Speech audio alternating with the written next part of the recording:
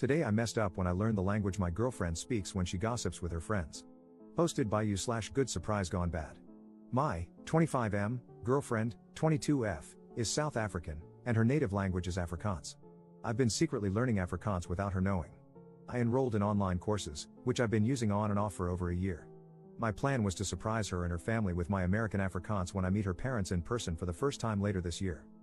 I never intended to eavesdrop, but learning Afrikaans in secret unintentionally exposed me to sensitive information that my girlfriend shared on the phone with her Afrikaans-speaking friends from South Africa. It was gossip I wasn't supposed to understand, but over time, I did.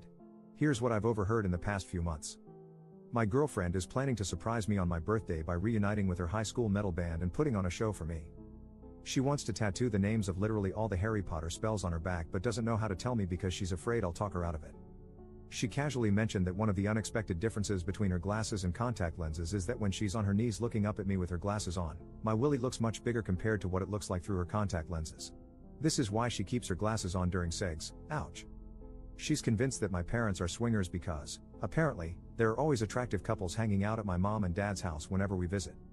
She secretly finished the entire series of Better Call Saul without me, even though we agreed to finish it together, so now she's pretending she has no idea how the show ends. She's thinking about canceling the high school metal band reunion for my birthday because she's no longer sure if it's appropriate to team up with two of her exes, who are original members of the band. She expects her dad not to like me. Honestly, I would have preferred not knowing most of this, but there's no way to unlearn Afrikaans. Now I'm cursed with knowing too much while having to pretend I know nothing. Update 4 months later. The following happened since my original post. 1. I asked my girlfriend to marry me in Afrikaans, and she said, ja. 2. I delivered my "I want to spend the rest of my life with you" speech in Afrikaans, which surprised and impressed my girlfriend, now my fiancée. 3. As soon as my girlfriend became my fiancée, I casually mentioned that I had secretly been learning her native language and had unintentionally been eavesdropping on several phone conversations she had with her Afrikaans-speaking friends about things I wasn't supposed to understand. 4. My fiancée was embarrassed when she realized how much Afrikaans I was able to understand and apologized if she had made me feel uncomfortable. 5. I accepted her apology, even though it was unnecessary, well, except for finishing Better Call Saul behind my back. That was playing with fire in our relationship, almost unforgivable. 6. My fiancée got one of the Harry Potter spells on her back, Erecto Patronum. I'm kidding, I stole that from another story. My fiancée is still considering getting her back tattooed. I told her it was her choice, but I advised her to avoid covering her entire back with Harry Potter spells like she's some kind of Death Eater Michael Scofield. 7. My fiancée might be right about her dad not liking me because his expression of disappointment and dread when he heard the news of our engagement was priceless. That said, I'll win him over, though, even if it kills him. Jokes. 8. My fiancée fully believes my parents are swingers based on the different couples she's occasionally observed coming and going whenever we visited my mom and dad. She wants us to investigate because, for some reason, it's fun for her to imagine me being the son of parents whose sex life is far kinkier than mine. I'm not interested in opening that door because I don't want to know what goes on in my mom and dad's bedroom. However, something tells me my fiancée will not rest until she has all the answers. 9. I made it clear to my fiancée that I had no problem with her reuniting with her high school band to perform at my birthday, unless it was uncomfortable for her that her exes were part of the band.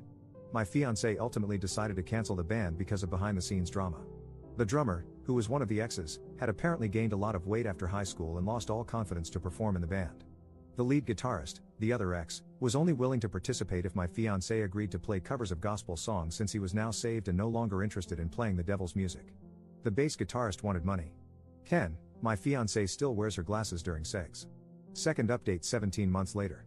Last time I was here, I shared an update related to my original post, but I deleted that update because I was excited to tell the internet, aka all of you, that my girlfriend and I got engaged.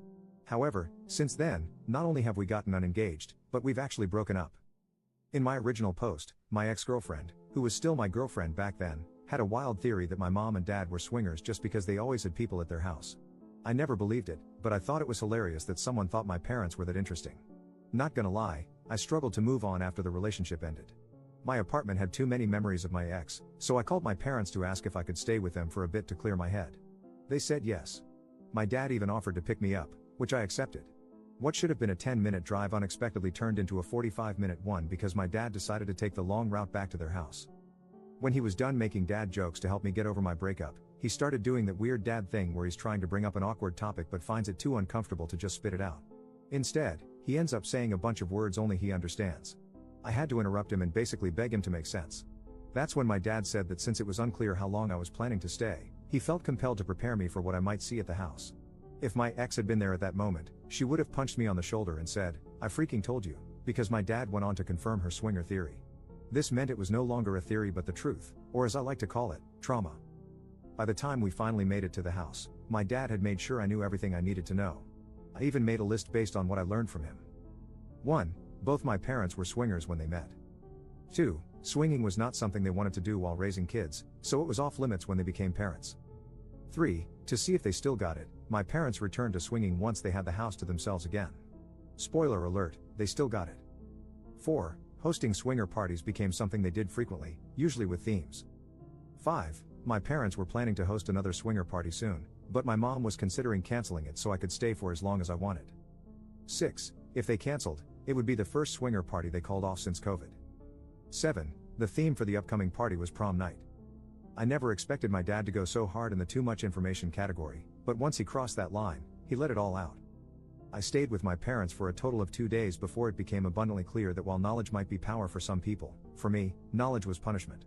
My mom, who had no idea I low-key knew she was swinger mom, tried to convince me to stay longer, and she almost succeeded, but I was done with my dad using our father-son bonding time to play guess which one of our neighbors are also swingers. I used an Uber to get back to my apartment. No more dad rides. I've never been so happy to return to a place haunted by my failed relationship. Up on why the relationship ended. My ex and I broke up because of a tattoo.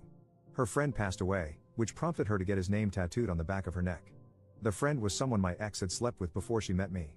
I made it clear to her, prior to the tattoo, that I understood it was her body and she could do whatever she wanted.